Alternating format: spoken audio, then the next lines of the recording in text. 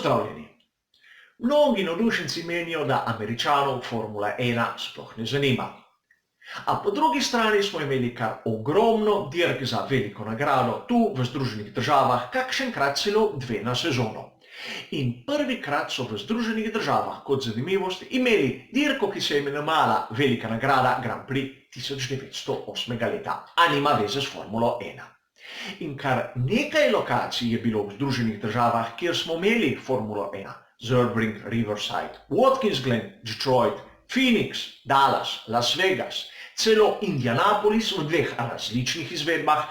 Namreč na začetku sodobne Formule 1 je dirka za 500 milj Indianapolisa veljala za točke svetovnega prvenstva Formule 1, seveda z ločenimi pravilniki, in kogar zanima več, dobi bližnjico seveda v opisu, ter nato v kasnejšem obdobju, ko so znotraj tega ovala naredili pravo cestno progo.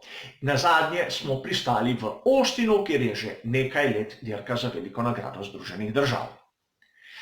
Dogodilo se je marsikaj v Združenih državah. Imamo povečinoma zanimive dirke, od tragičnih dirk s smrtjo, na primer Françoisa Severja, in koncem kariere Jackia Stewarta, pa bom rekel do rahlo komičnih dogodkov, kot je bila tista dirka v Dallasu, kjer so hoteli imeti glamurozno dirko, nek drugi Monte Carlo, a je bila organizacija in vreme tako, da so izpadli, bom rekel, dokaj klavrno.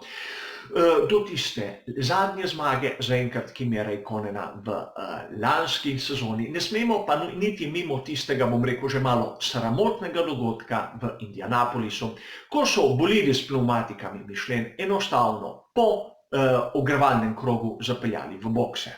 Seveda, dosti stvari lahko pričakujemo od velike nagrade Združenih držav. Poglejmo, kaj pravi Pirelli s svojimi vrednostimi, kaj lahko pričakujemo od te proge. Namreč, kolikor jih pogledamo, bomo videli, da po teh številkah smo dokaj blizu progi v Franciji. In mnogi bojo sedaj zavdihnili, kajti velika nagrada Francije po mnenju mnogih najbolj dolgočasna oziroma ena izmed bolj dolgočasnih dirk te sezone, a vrednosti so podobne. Tudi izbor pneumatik je isti C2, C3, C4. In če pogledamo, kaj so izbrali vozniki, vidimo, da je bil tudi tu izbor dokaj podoben, oziroma lahko recimo temu še malce bolj dolgočasen, kajti šli so še malo proti tršim pneumatikam. In tu velja nekaj pripomniti.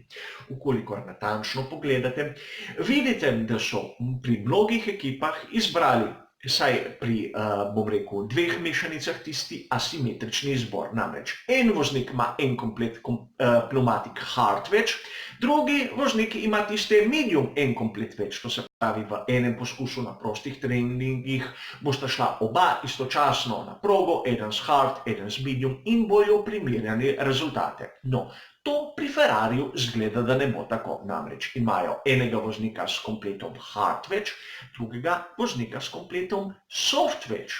Kaj to pomeni, ne vem, lahko bi sklepali, da pri postavljanju strategije tudi voznika ne sodelujeta med seboj. Ne pravim, da je tako, a možno je pri takem izboru. Pričakujemo lahko, podobno kot v Franciji, da bojo šli na en postanek, začeli na tistih medium in nato premenjali na tisto hard. Seveda, dokaj dolgočasen izbor, nič kaj takega, dvomim, da bojo šli na strategijo z 2 postankoma. Čeprav, če pogledamo tisto, kar smo videli lani, smo videli, da tudi mehkejša mešanica je bila dovolj dobra, da je omogočila kar solidno dirko oziroma odlično strategijo. In prav tu moramo upoštevati tudi to, da pravijo vremenoslovci padec temperatur oziroma nizke temperature zraka. In seveda, novembra na severni polobli lahko pričakujemo nizke temperature, a to v Formuli 1 lahko pomeni 2 stvari. Namreč, nizka temperatura po eni strani kliče na mehkejšo pneumatiko, zaradi tega, ker mehkejša pneumatika deluje na nižjem temperaturnem območju kot tista trša. To se pravi, raje kot da bi posegali po tisti hard, se bojo raje obrnili na medium ali soft, kar bi lahko rekli naprimer za ekipe, kot je naprimer Haas, katera ima težave držati pneumatiko v določenem temperaturnem območju.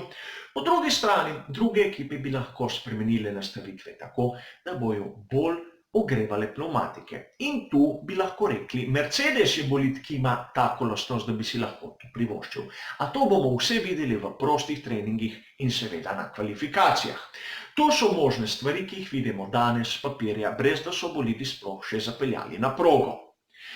Urniki, ki nas čakajo, so dokaj zanimivi, ker gre za dirko v ameriškem kontinentu, je razlika v urnikih taka, da imamo tudi mi tu premaknjen urnik, kot ste opazili. Namesto, da bi bili prispevki četrtek, petek, sobota, nedelja, bojo petek, sobota, nedelja ter ponedeljek. Kvalifikacije bojo ob 22. uri, to se pravi ob 10. zvečer, z vstopom na Facebook kanalu v živo ob 21:45 z zadnjimi novicami. Če se kdo sprašuje, zakaj ob 22. ponavadi so kvalifikacije na veliki nagradi Združenih držav v zadnjih sezonah, del koncerta, ki ga prireditelj ima v tistem trenutku, z obratnim smislom, kot bi bil mogoče v Evropi. Namreč v Evropi bi dobil kvalifikacije in za nagrado koncert, tu je seveda obratno. In seveda tisto, kar sem povedal na začetku, da Američanov verjetno Formula 1 ne zanima toliko, ima tudi tu svojo osnovo. Dirka bo ob 8:10 v nedeljo, ob 20:10, da smo bolj točni, zvečer, seveda tudi s komentarjem v živo, 19:45 se bom vklopil.